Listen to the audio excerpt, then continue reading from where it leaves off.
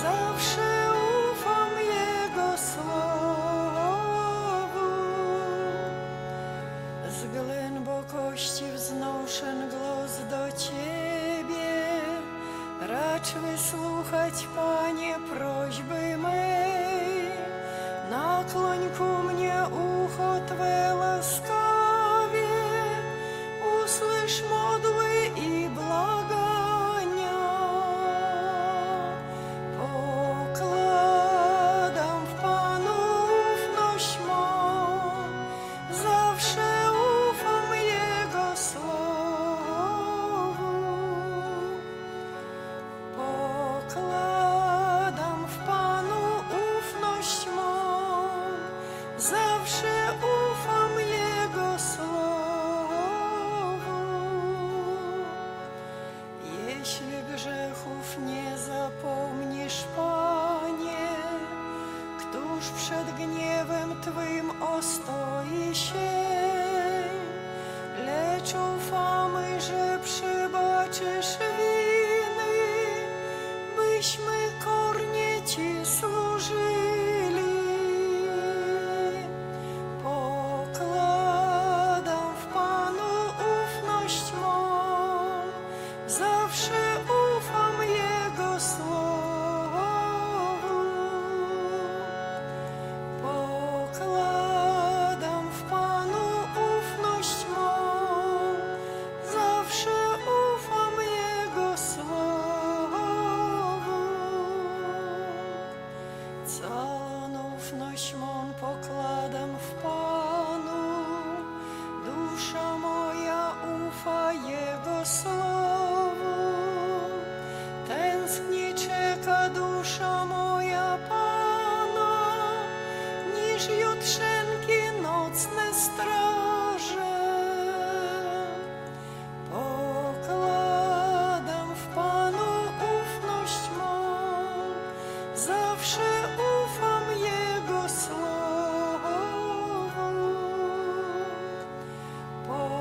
Pokładam w Panu ufność mą, zawsze ufam Jego słowu.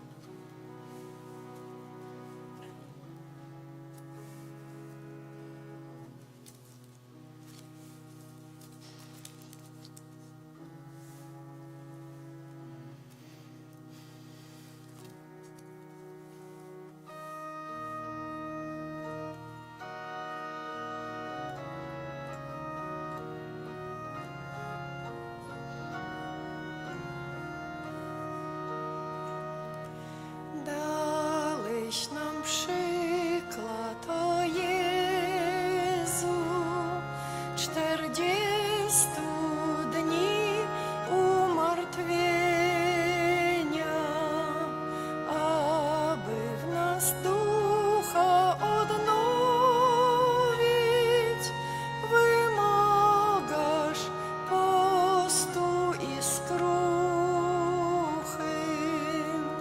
Stań więc pośrodku Kościoła i spójrz na Jego pokutę. Ciebie pokornie prosimy, byś przez nią z grzechów nas obmył. Zło popełnione w przeszłości niech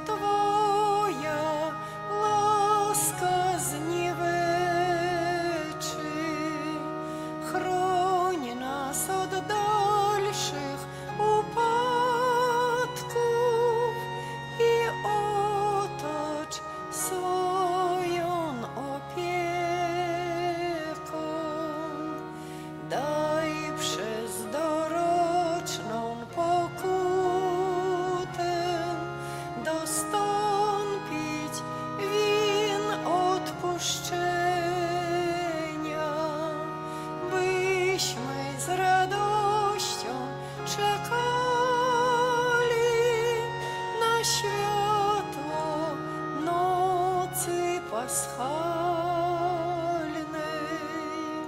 w Trójcy jedyny nasz Boże, niech Ciebie wszechświat wychwala, pieśń nową Tobie śpiewamy,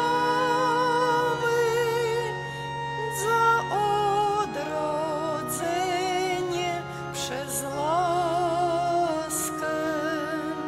Amen.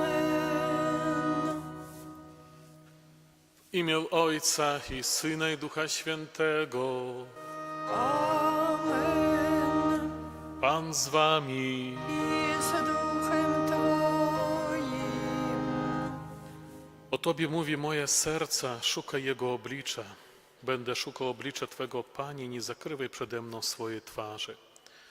Tymi słowami z 27 psalmu rozpoczynamy dzisiejszą liturgię mszy świętej, już w drugą niedzielę Wielkiego Postu, która jest sprawowana w intencji za zmarłą Halinę, drugą rocznicę, za Kazimierza w 17. rocznicę i za zmarłych z rodziny Andrylowicz.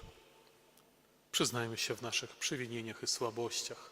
Spowiadam się Bogu, Wszechmogącemu i Wam, Wam, bracia i siostry, że bardzo zgrzeszyłem myślą, mową, uczynkiem i zaniedbaniem. Moje winy, moja bardzo wielka wina. Przeto Błagam Najświętszą Maryję, zawsze Dziewicę, wszystkich aniołów i świętych i was, bracia i siostry, a modlitwę za sam. mnie do Pana Boga naszego. Niech się zmiłuje nad nami Bóg Wszechmogący i odpuściwszy nam grzechy, doprowadzi nas do życia wiecznego. Amen. Panie, zmiłuj się nad nami. Panie, zmiłuj się nad nami. Chryste, zmiłuj się nad nami. Chryste, zmiłuj się nad nami. Panie, zmiłuj się nad nami. Panie, zmiłuj się nad nami. Módlmy się. Boże, Ty nam nakazałeś słuchać Twojego umiłowanego Syna. Ożywiej naszą wiarę swoim słowem, abyśmy odzyskawszy czystość duszy mogli się cieszyć oglądaniem Twojej chwały przez naszego Pana Jezusa Chrystusa, Twojego Syna, który z Tobą żyje i króluje w jedności Ducha Świętego, Bóg przez wszystkie wieki wieków. Amen.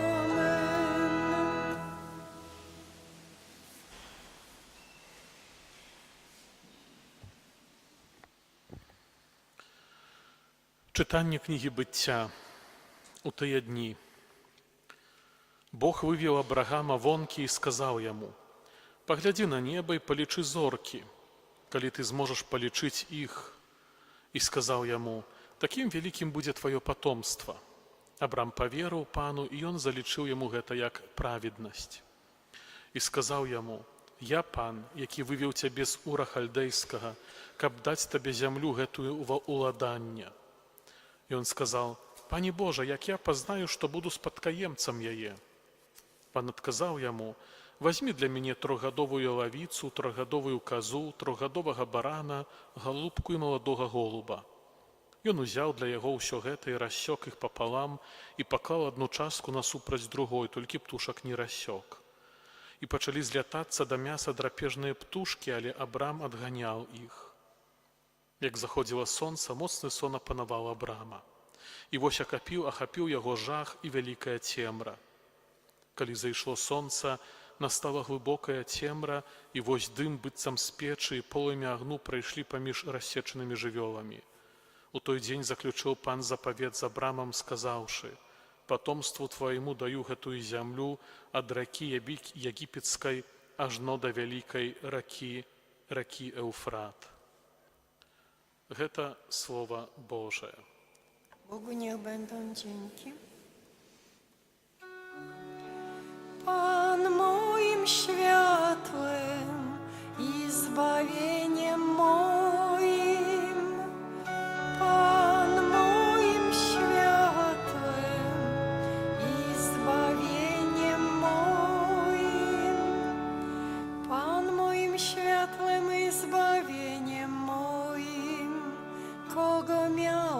się lękać. Pan obrońcą mego życia, przed kim miałbym czuć trwogę? Pan moim światłem i zbawieniem moim. Usłysz, Panie, kiedy głośno wołam, zmiluj się nade mną i mnie wysłuchaj. O Tobie mówi serce moje, szukaj Jego oblicza. Pan moim światłem i zbawieniem moim. Będę szukał oblicza Twego, Panie, nie zakrywaj przede mną swojej twarzy. Nie odtrącaj w gniewie Twego sługi. Ty jesteś moją pomocą, więc mnie nie odrzucaj. Pan moim światłem i zbawieniem moim. Wierzę, że będę oglądał dobra Pana w krainie żyjących. Oczekuj Pana, bądź mężny, nabierz odwagi i oczekuj Pana. Pan moim światłem i zbawieniem moim. Czytanie posłania świętego apostoła Pawła do Filipianów. Наследуйте mnie, браты, i глядите na tych, kto поступає поводле узору, який маєте у нас. Бо многие, про кого часто казав вам, а тепер нават з плачем кажу, поступають, як вороги крижа Христового. Їхній конець, погибель, їхній Бог, черова, і слава їх у сорамі їхнім, яны думають про земное.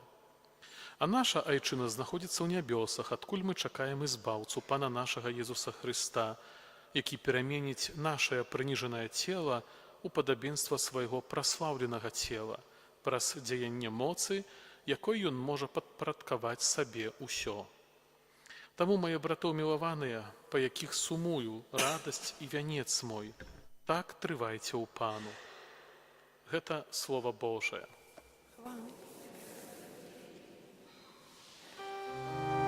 Chwała Tobie, Słowo, Królu wieków. Chwała Tobie, Królu wieków. Z obłoku świetlanego odezwał się głos Ojca. To jest mój Syn umiłowany, Jego słuchajcie. Chwała Tobie, Królu wieków. Pan z wami. Z duchem Twoim. Czytanie Świętego Ewangelia powodle Luki. Chwała Tobie, Panie. У той час Езус узял с собою Пятра, Яна и Якуба и узышоў на гару помолиться. И калі ён молился, выгляд твару яго перамянілася, і вопратка ягоная стала бліскуча белай. І вось два мужы размаўлялі з ім, а былі гэта Маісей і Ілля. Яны з'явіліся ў славе і казалі пра ягоны адыход, які ён павінен здзейсніць у Єрусаліме. Пётр і тыя, хто быў разам з ім, былі змораныя сном. Калі ж абудзіліся, убачылі славу яго і двух мужоў, якія стаялі разам з ім.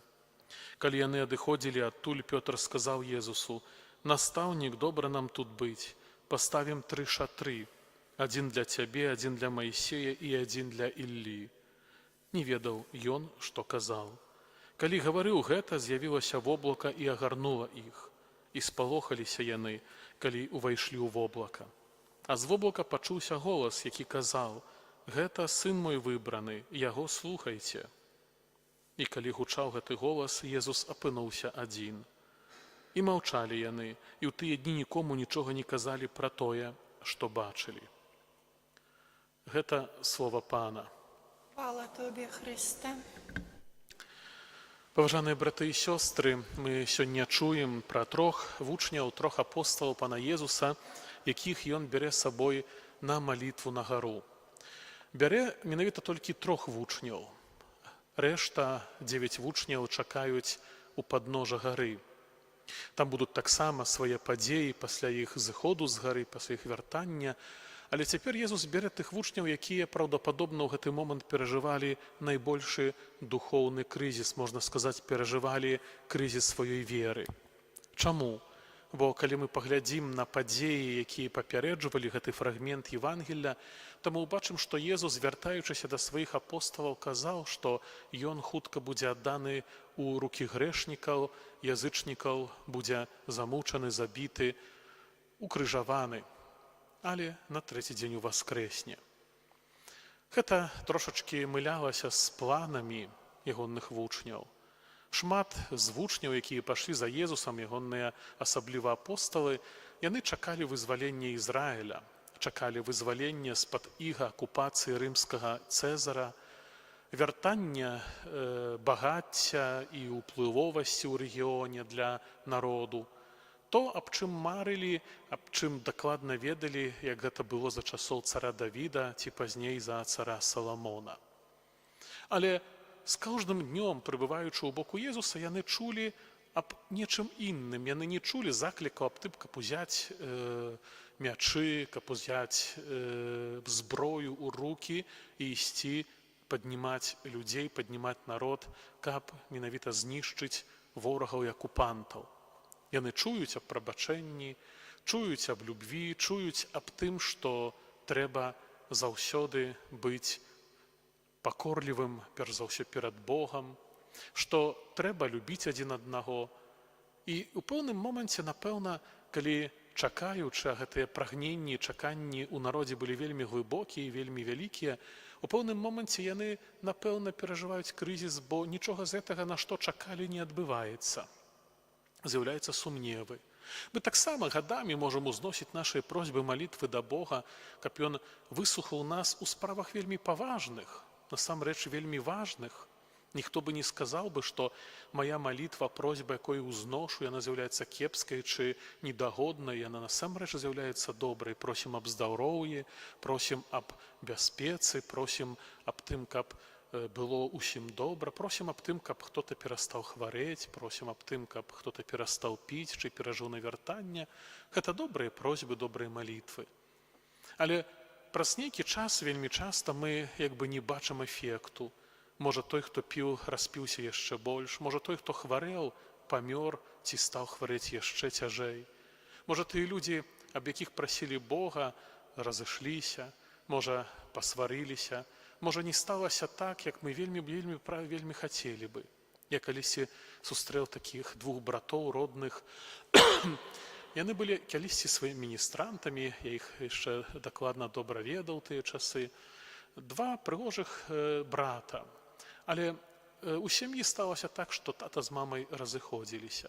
Яны, ўжо будучы дарослымі, прасілі вельмі Бога аб тым, каб да гэтага разводу не дашло, каб Бог неяк прымірыў, неяк змяніў сітуацыю сям'і. Але яны разышліся. І тады гэтыя браты узбунтаваліся. Сказалі, мы больш не хочам хадзіць да касцёла, мы не хочам маліцца. Чаму Бог не выслушаў нашай сыноўяй просьбы? Чаму дапусціў, што нашы бацькі разышліся? І такіх пытанняў кожнага з нас, напэўна, шмат можа быць. Чаму не сталася так, як прасілі? Чаму узмаглося нейкае зло ў маім жыцці, хаця так прасіў Бога аб тым, каб гэта нас мінула, нашу сям'ю, ці мяне самога, ці маіх блізкіх? І ў пэўным моманце мы можам таксама вычуваць як бы такую выгаранасць нашу духоўную. Распачынаецца крызіс веры. Ці насамрэч варта гэтай малітвы, варты ўсе гэтыя прыходы да касцёла, чи варты гэтыя посты? Ведаеце, я думаю, так што большасць менавіта тых людзей, якія сёння так жывуць, яны у пэўным сэнсе расчараваліся ў веры. Мы так часамі кажам, хто-то кажа ў касцёле, хто-то ў веры, хто-то ў Богу, без розніцы, як гэта назавем. Ведаеце, дзеткі, якія прыходзілі, якія ў мінулым годзе было тут чуў панад 100 хіба да першай камуніі ці там да біжмавання, і сёння іх няма. Чаму? Што сталася? Они перажываюць таксама пэўны свой крызіс веры. Крызіс, можа нават цяжка казаць, чи крызіс, можа не перажылі сваёй веры, пачаткаў веры. Апосталы мелі такую магчымасць. Бо калі Езус паклікаў, то яны пайшлі, вычуваючы вялікае моцнае прагненне пайсці за ім. Што спрыяла таму, што яны пайшлі? Напэўна, выхаванне. Напэўна, як в народзе выбраным, паміма таго, што шмат было зла і грахоў у гэтым народзе, але гэта былі людзі рэлігійныя. Рэлігійныя, не кажу глыбока веруючыя, бо, вядома, гэта такая адзнака, якую цяжка нейкім чынам здыагназаваць, бо цяжка гаварыць аб тым, хто як верыць. Але гэта былі рэлігійныя. Таму у пэўным сэнсе гэтыя людзі, яны чакалі збаўцу, бо бачылі, як церпіць народ пад гнётам Цэзара рымскага. Яны хацелі нейкага аднаўлення ў сваім жыцці. Калі выступіў Ян Хрысціцель, гэта моцна прамовіў, адгукнулася ў іх сэрцах, бо мы ведаем, толпамі, гэта ў адвенце разважалі, прыходзілі да Яна, каб прыняць хрост пакаяння. І вось таксама гэтыя апосталы, калі да іх звярнуўся сам Месія, калі звярнуўся сам Сын Божы, хоць яны яшчэ на пачатку гэтага не разумелі, але былі адчынены на то, каб пачуць яго голас і пайсці за ім. Мы сёння перажываем час Вялікага посту. Гэта час, калі менавіта асаблівым чынам Бог прагне і хоча прамаўляць да нас. Святы час. Можам яго змарнаваць. Можам гэты час змарнаваць для нашых дзяцей. Я разумею, што сёння цяжка каго-то змусіць чы пераканаць. Мы можам пераканаць толькі прыкладам, пераканаць толькі тым, калі самі гэтым жывем. Прайшлі тыя часы, калі дзеці нас слухалі з павагі ці з аўтарытэту радзіцельскага, бацькоўскага. Гэтых часоў ужо не будзе, ва ўсялякім разе, у бліжэйшай будучыні. А можа і добра. Сёння прыйшлі часы прыкладу. Згоднасць таго, што кажу, чаму вучу, з тым, як жыву. І сёння, калі гэта будзе разыходзіцца з тым, што кажу і чым жыву, або як жыву, не будзе мець моц прамовіць, моц дасягнуць сэрцаў другога чалавека. І вось апосталы, якія пайшлі за Езусам, паслухалі яго голас, але ў пэўным этапе іх чаканне розніліся тым, які гэта Месія насамрэч павінен быў быць. І ў пэўным моменце Пётр, Ян, Якуб, яны перажываюць крызіс веры. Мы сёння чуем аб тым, што Пётр звернецца да Езуса праз слова «настаўнік». Перад гэтым ужо яны звярталіся праз «Пане, Гасподзь». Перажываюць. Ім здаецца, што Езус насамрэч, напэўна, добры прарок, муж Божы, Божы чалавек, але не Месія, не збаўца. Мы, памятаеце, будзем пасля Пасхі у часе велікодным, у бліжэйшых там першых днях, пасля Пасхі будзем чытаць, разважаць менавіта выдарэння сустрэчы Езуса з двумя вучнямі, якія ішлі ў Эмаус. І ў пэўным моменце на запытанне, аб чым размаўляеце, будуць падаць такія слова, дзе гэтыя вучні скажуць: «А мы спадзяваліся». А мы спадзяваліся. Да, гэта быў муж Божы, моцны ў слове, ў чыне, а мы спадзяваліся, што ён збаўца Ізраэля. Спадзяваліся, но не былі перакананыя. Гэта розніца. Мы можам сёння казаць, што спадзяемся на Бога, але ці перакананыя ў яго апецы над намі. І таму нам патрэбныя крызісы веры. І таму нам патрэбныя такія крокі, якія дазволяць нам паглыбіцца ў нашых адносінах з Богам. Ведаеце, если хто-то з нас сёння тут прысутны мае там 20, 30, 40, 70 гадоў жыцця і ніколі за гэты час не адбылося расчаравання ў тым Езусе, якім я сабе уяўляю, так гэта значыць, што што-то недобрае адбываецца ў маім жыцці духоўным. Мы мусім перажыць расчараванне Езусам такога, якога мы сабе уяўляем. Бо ён фальшывы. Езус, які ёсць насамрэч, это Езус Слова Божага, Езус нашых разважанняў, глыбокіх прагненняў. І толькі тады, калі мы маем глыбокія прагненні, толькі тады, калі мы ўваходзім у давер, у размове са Словам Божым, тады мы адкрываем яго сапраўднага. Бо паверце, если бы сёння цяпер узяць радыёмікрафон і прайсціся да кожнага з вас, пытацца, як вы сабе ўяўляеце Езуса, то фактычна кожны бы сказаў гэта неяк сваё. Былі б, напэўна, супольныя нейкія рысы, да, усемагутны, любячы, да. Але так у большасці гэта быў бы такі Езус вельмі індывідуальны. І вось калі мы распачынаем духоўны шлях, то на нейкіх этапах мы будзем прыходзіць да таго, што Езус не такі, як я сабе меркаваў, што Бог не такі, які мне здавалася. І гэта добра, так павінна быць. Вучні, якія пайшлі за Езусам, які ў пэўным моманце нават казалі: «Пане, Гасподзь», таксама перажываюць расчараванне. І Езус бярэ вось гэтых трох, прабачце, найбольш хіба расчараваных вучняў з сабой на гару. Што там адбываецца? Там адбываецца сустрэча паводле рэляцыі Евангелія, паводле Лукі, бо іншыя евангелісты таксама апісваюць гэтай падзеі. Але паводле Лукі, да, там сустрэча з Маісеем і Іллёю, якія размаўлялі з Езусам аб яго адыходзе, аб тым, што павінна будзе здарыцца ў Єрусаліме. Вучні, калі мы слухалі уважна Евангелія, заснулі. Здаецца, што яны не бачылі распачацця гэтага перамянення. Езус маліўся, яны заснулі, спалі. У пэўным моманце так абудзіліся і ўбачылі славу яго і двух мужоў, якія стаялі разам з ім. Спалі. Лёгка, праўда, нам уцякаць у сон. Я цяпер не кажу толькі выключна сон фізіялагічны, які є патрэбным для нас, каб мы маглі жыць і функцыянаваць, але сон духоўны. Мы можам таксама спаць, нам пора абудзіцца. Мы можам спаць духоўна, нам здаецца, мы жывем, працуем, чаго-то прагнем, чаго-то дасягаем, але цэлы час спім.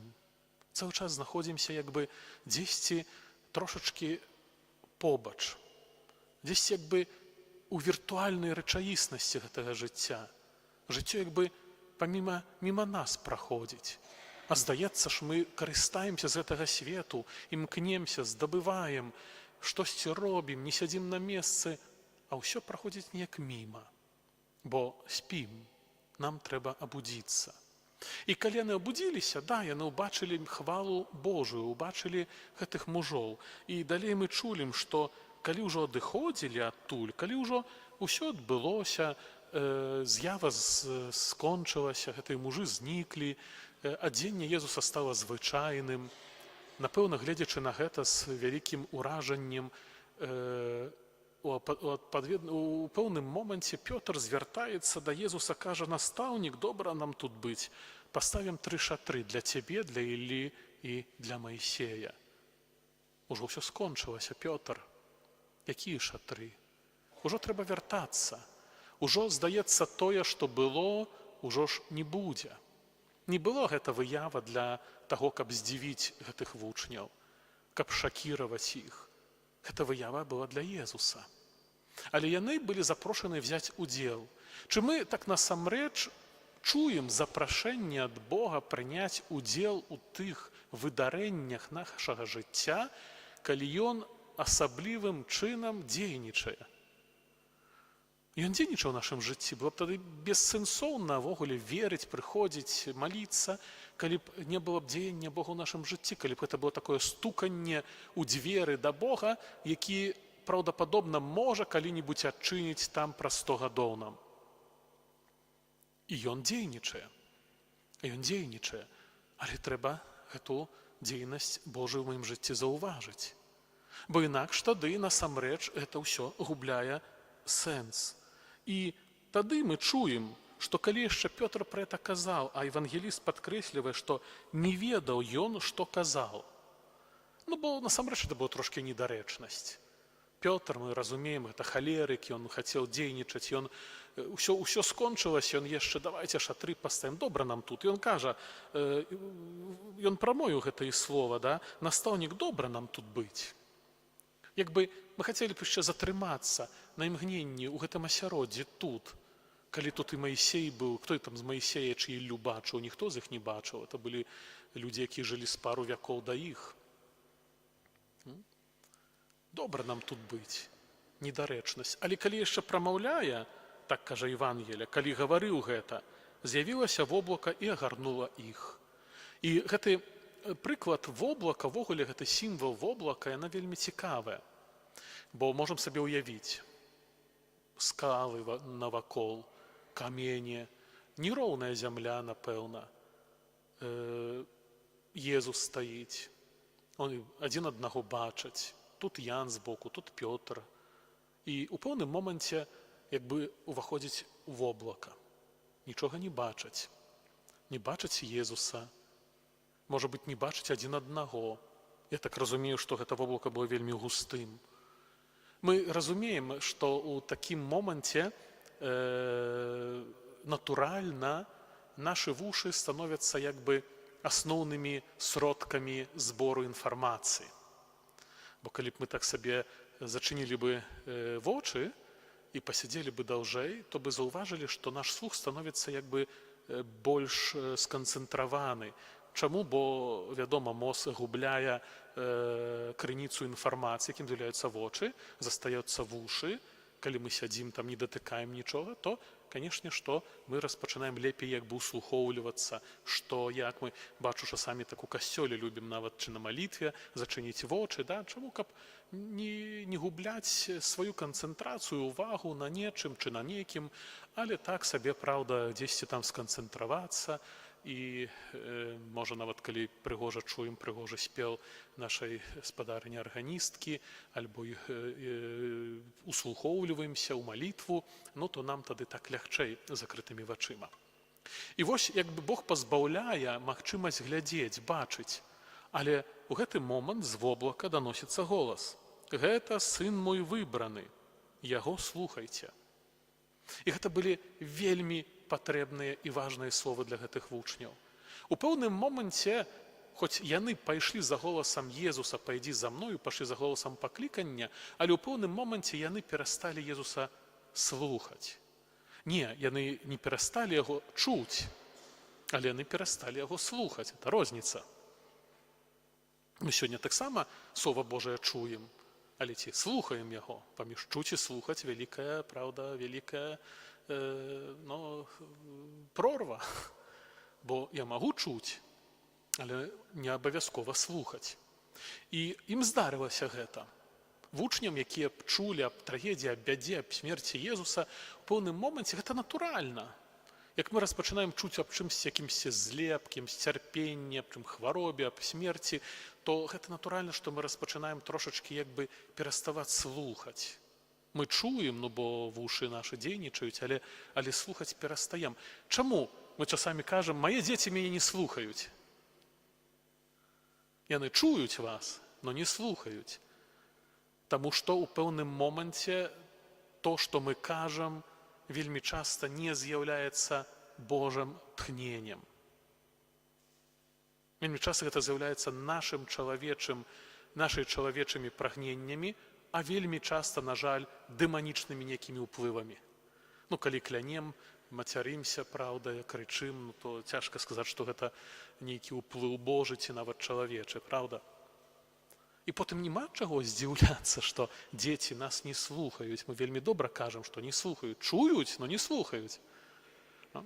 Поэтому у пэўным моманце Езуса они таксама перасталі слухаць з прычыны менавіта тых надыходзячых цярпенняў Езуса, а яны разумелі, што пайшоўшы за ім, гэта таксама і іх каснецца. Яны не астануцца недзе побач, бо немагчыма, усе ведалі, што яны вучні, яны былі моцна з'яднаны і любілі Езуса, гэта праўда, былі адданы яму. І тады вось менавіта голас неба, а Бог Айцец прамаўляе: гэта сын мой выбраны, яго слухайце, слухайце яго. І калі гучаў гэты голас, Езус апынуўся адзін. У пэўным моманце здаецца, што адыходзіць гэты аблок, іх позірк звернуты на Езуса. Можам сабе ўявіць гэту сцэну, да? Адыходзіць аблок, разыходзіцца гэты туман, і яны бачаць Езуса. І цяпер нанова гэты крызіс веры, гэты досвед дотыка Бога нанова як бы канцэнтруе ўвагу вучняў на Езусе Хрысце. Мы патрабуем, браты і сёстры, такіх крызісаў веры, патрабуем такой сутразкі, мы патрабуем вялікага посту для таго, каб менавіта у пэўным моманце, калі мы сканцэнтруемся больш на сваім, калі сканцэнтруемся больш на сваіх прагненнях, патрэбах, калі перастаем у пэўным сэнсе глядзець у сторону Езуса, каб менавіта прыйшоў такі момант, такого вось, калі нам Бог кажа спакойна, затрымайся, ціха, глядзі, слухай Езуса. Тады вялікі пост, ён мае сэнс, бо мы чуем і разважанне крыжовага шляху, мы спяваем, далучаемся да спеву песняў жальбы. Это прыгожыя такія старажытныя, прыгожыя спевы, якія вельмі адлюстроўваюць якасна. Мне заўсёды падабаецца, асабліва на мшы святой, гэта хіба на 10 гадзін, калі хор спявае, і вось менавіта песні жальбы, трэцяя гэта песня, размова з Марыяй душы, і гэта на перамен, правда, спяваюць мужчыны і жанчыны словамі Маці Найсвяцейшай. Гэтым ёсць сэнс глыбокі. Мы можам гэта спяваць, мы можам гэта чуць, але чи мы слухаем гэта? І таму Бог заклікае: слухайце майго сына, слухайце яго, гэта сын мой умілаваны. І далей, калі вось менавіта яны ўжо зыходзілі з гэтай гары, маўчалі, нікому нічога не казалі пра тое, што бачылі. Евангеліст Марк нам перадае, што Пан Езус сказаў вучням сваім: нікаму нічога не кажыце, пакуль сын чалавечы не ўваскрэсне. Яны захавалі гэта маўчанне. Гэта было толькі выключна для іх узмацнення. Таму стараемся таксама мы ў гэтым вялікім посце, у гэтай прыгожай сённяшнім Евангелі знайсці сябе, пачуцца запрошанымі з панам Езусам на ўваход на гары Фавор, каб там разам з ім перажыць перамяненне. Бо перамяненне хоць і адлюстроўваць такімі выявамі, як яскравае адзенне, твар пана Езуса змяніўся, але датычыла перш за ўсё таго небачнага сэрцаў вучняў ягоных, якія таксама перамяняліся. Хай менавіта наша жыццё духоўнае будзе нацыхавана, накрэслена таксама гэтым перамяненнем у Пану. Амен. Wyznajmy naszą wiarę, wierzę w jednego Boga,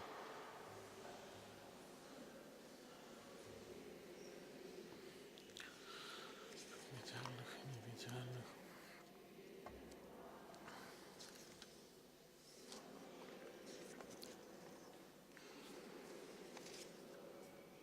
wszystkimi wiekami. Bóg z Boga, światłość ze światłości, Bóg prawdziwy z Boga prawdziwego, zrodzony, a nie stworzony, współistotny Ojcu, a przez Niego wszystko się stało.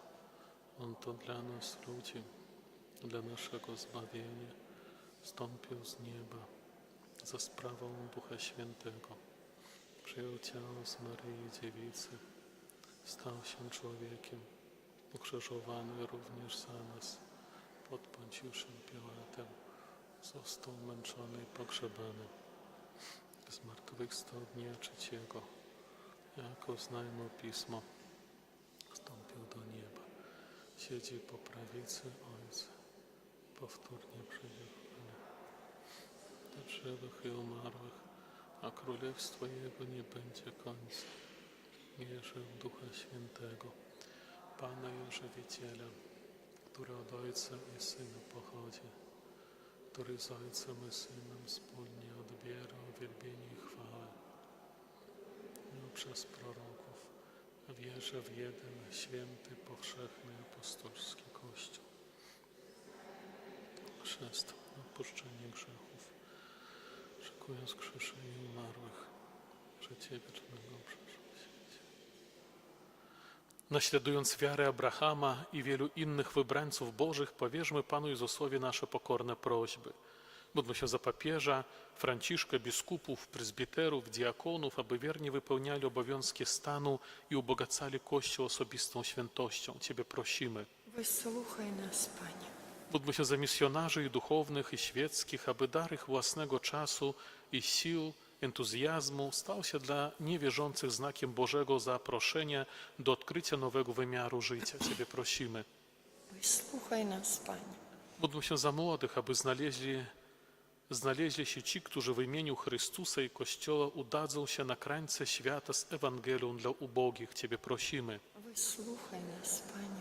Módlmy się za najuboższych, aby ich niedola sprowokowała sumienie ludzi zamożnych do podzielenia się posiadanym majątkiem. Ciebie prosimy. Wysłuchaj nas, Panie. Módlmy się za naszych bliskich zmarłych, szczególnie za Halinu i Kazimierza, zmarłych z rodziny Andrylowicz, aby wsparci modlitwą Kościoła jak najszybciej mogli ujrzeć oblicze Boże. Ciebie prosimy. Wysłuchaj nas, Panie. Módlmy się za naszą wspólnotę eucharystyczną, aby każdy z nas według osobistych możliwości zaangażował się na rzecz nowej ewangelizacji. Ciebie prosimy. Wysłuchaj nas, Panie. Panie Jezu Chryste, nie ma innego imienia, w którym byłoby zbawienie człowieka. Ciebie ośmielamy się prosić, abyś nas wysłuchał, który żyjesz i królujesz na wieki wieków. Amen.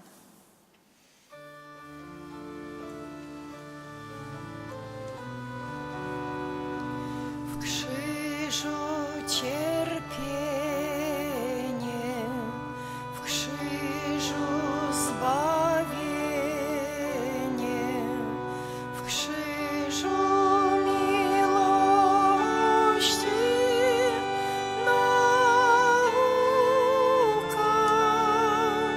Kto Ciebie, Boże, raz pojąć może, ten nic nie pragnie ni szuka.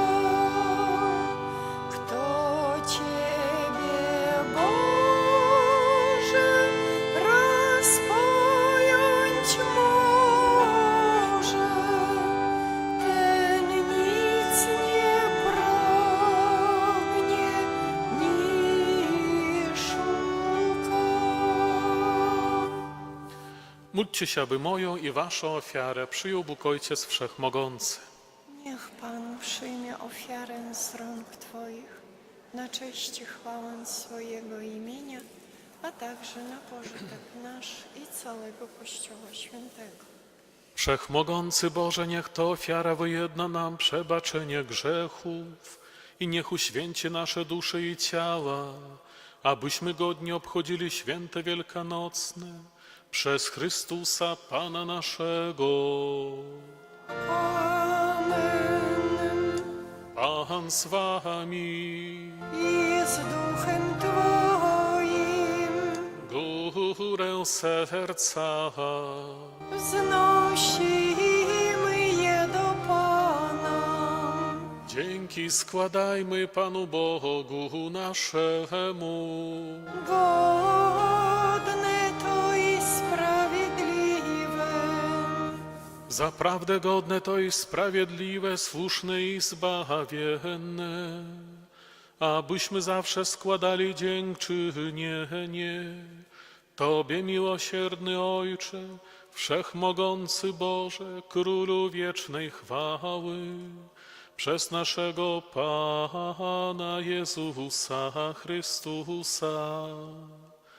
On po zapowiedzeniu uczniom swojej śmierci na świętej górze odsłonił przed nimi blask swojego bóstwa i wezwawszy na świadków Mojżesza i proroka Eliusza, upewnił nas, że przez cierpienie dojść możemy do chwały zmartwychwstania. Dlatego łącząc się z aniołami w niebie, wielbimy Ciebie na ziemi, razem z nimi wołając. Święty, święty, święty, Pan Bóg zastępów, pełne są niebiosa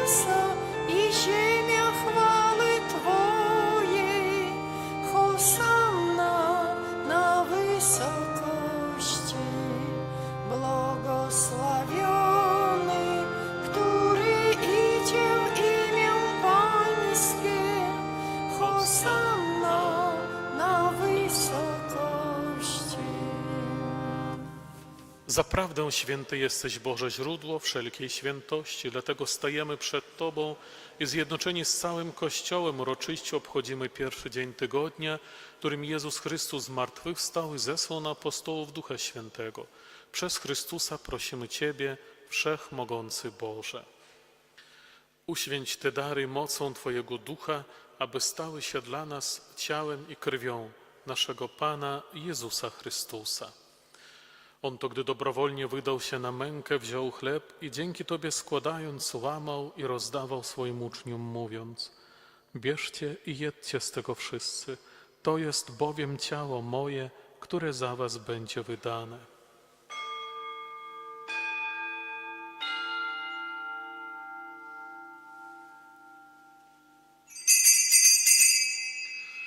Podobnie po wieczerzy wziął kielich i ponownie dzięki Tobie składając, podał swoim uczniom, mówiąc: bierzcie i pijcie z niego wszyscy. To jest bowiem kielich krwi mojej, nowego i wiecznego przymierza, które za was i za wielu będzie wylane na odpuszczenie grzechów. To czyńcie na moją pamiątkę.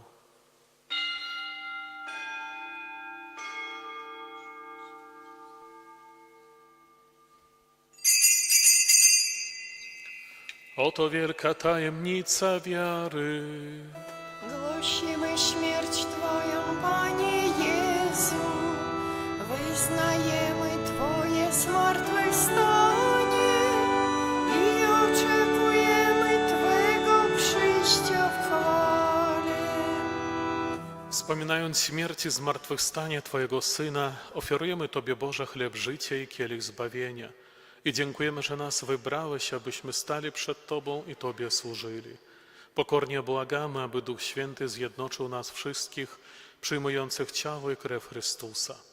Pamiętaj, Boże, o Twoim Kościele na całej ziemi. Spraw, aby lud Twój wzrastał w miłości razem z naszym papieżem Franciszkiem, naszym biskupem Włodzimierzem oraz całym duchowieństwem. Pamiętaj także o naszych zmarłych braciach i siostrach, którzy zasnęli z nadzieją zmartwychwstania, o Halinie i Kazimierzu i o wszystkich, którzy w Twojej łasce odeszli z tego świata. Dopuść ich do oglądania Twojej światłości. Prosimy Cię, zmiłuj się nad nami wszystkimi i daj nam udział w życiu wiecznym z Najświętszą Bogorodzicą Dziewicą Maryją, ze świętym Józefem, jej oblubieńcem, ze świętymi apostołami, świętym Michałem Archaniołem i wszystkimi świętymi, którzy w ciągu wieków podobali się Tobie, abyśmy z nimi wychwalali Ciebie przez Twojego Syna, Jezusa Chrystusa. Przez Chrystusa, z Chrystusem i w Chrystusie, Tobie, Boże Ojcze Wszechmogący, w jedności Ducha Świętego, wszelka cześć i chwała przez wszystkie wieki wieków. Amen.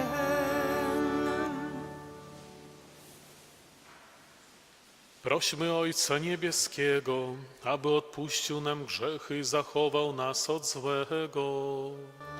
Ojcze nasz, któryś jest w niebie, święć się imię Twoje, przyjdź królestwo Twoje, bądź wola Twoja, jako w niebie, tak i na ziemi. Chleba naszego powszedniego daj nam dzisiaj i odpuść nam nasze winy, jako i my odpuszczamy naszym winowajcom. I nie wódź nas na pokuszenie, ale nas zbaw ode złego. Wybaw nas, Panie, od zła wszelkiego i obdarz nasze czasy pokojem. Wspomóż nas swoim miłosierdziu, abyśmy zawsze wolni od grzechu i bezpiecznie od wszelkiego zamętu, pełni nadziei oczekiwali przyjścia naszego Zbawiciela Jezusa Chrystusa. Bo Twoje jest królestwo i potęga i chwała na wieki.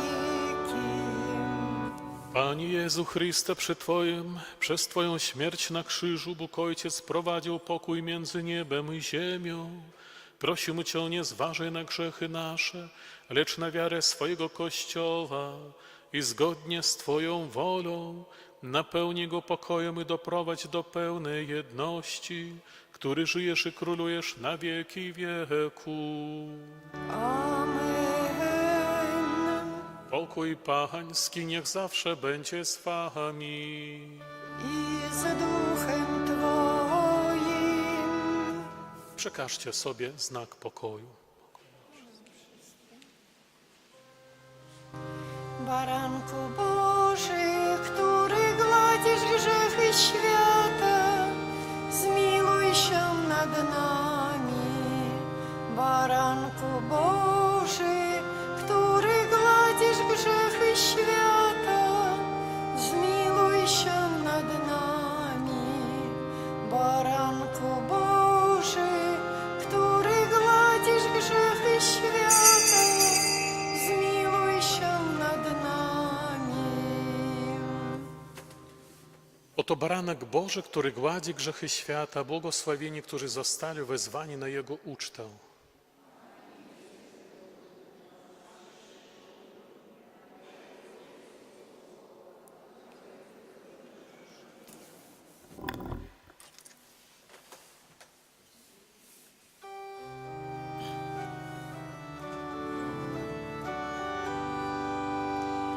Kłaniam się Tobie, przedwieczny Boże, którego niebo objąć nie może.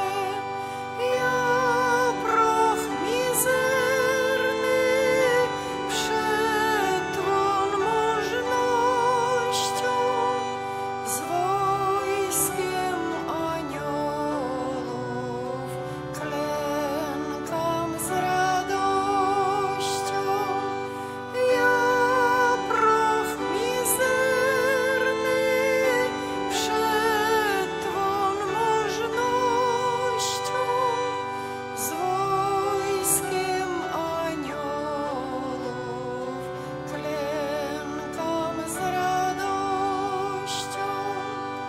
Tu Stwórcę swego z wiarą wyznaję, kocham serdecznie, pokłon oddaję.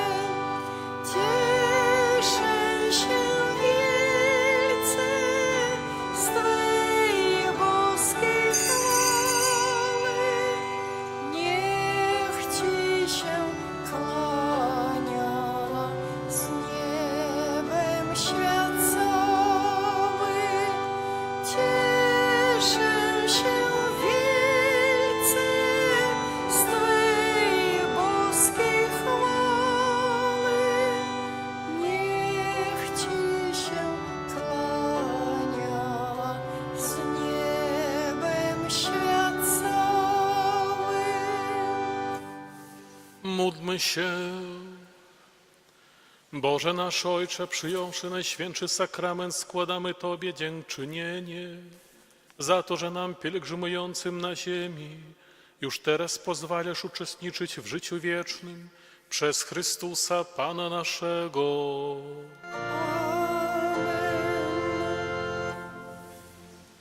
Слухаем парафіяльныя аб'явы. Сёння другая нядзеля Вялікага посту. Нагадваем, што набажэнства крыжовага шляху кожную пятніцу пасля ранішняй і пасля вячэрняй святой імшы. Крыжовы шлях для дзяцей у суботу ў 16 гадзін.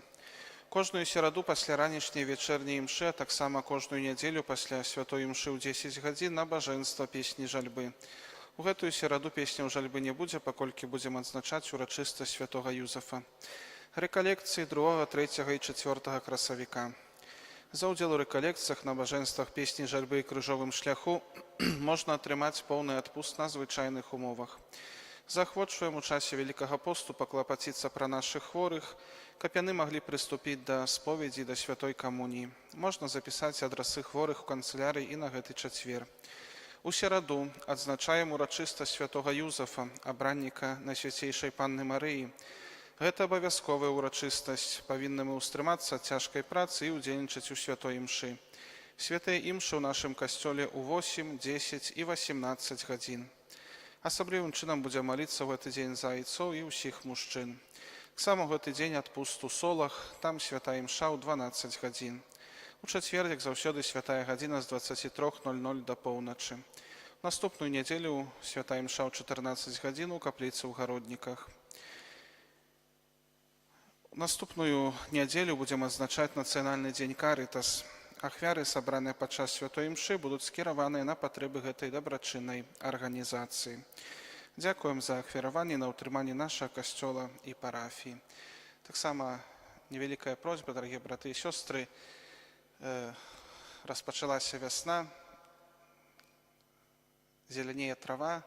На жаль, у нас пры касцёле трава не зараз зазелянее, бо у нас пры касцёле на пляцу атрымаўся вялікі паркінг.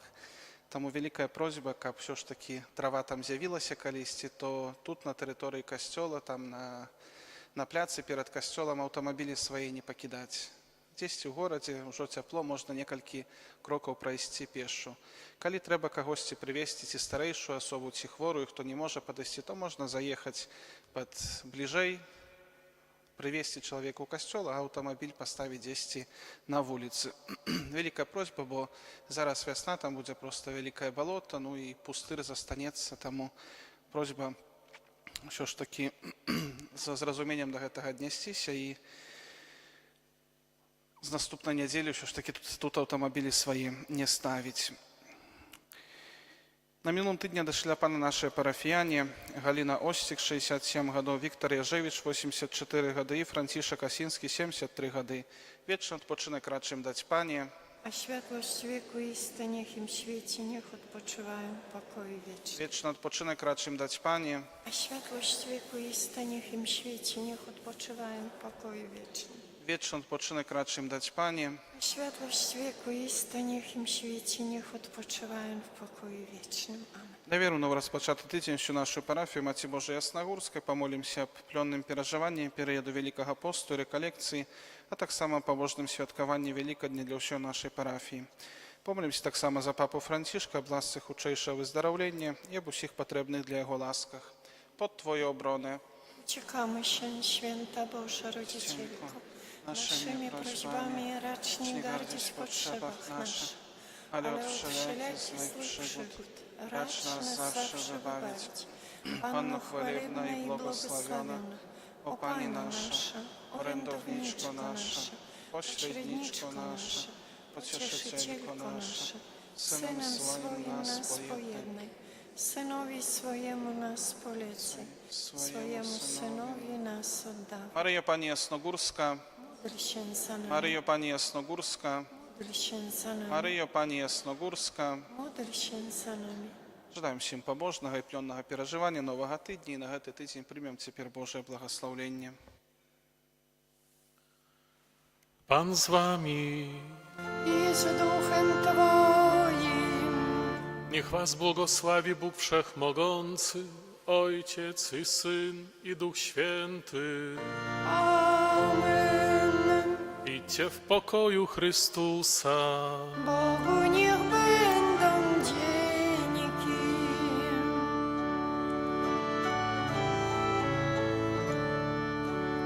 Anioł Pański zwiastował Pannie Maryi i poczęła z Ducha Świętego. Zdrowaś Maryjo, łaski pełna, Pan z Tobą, błogosławiona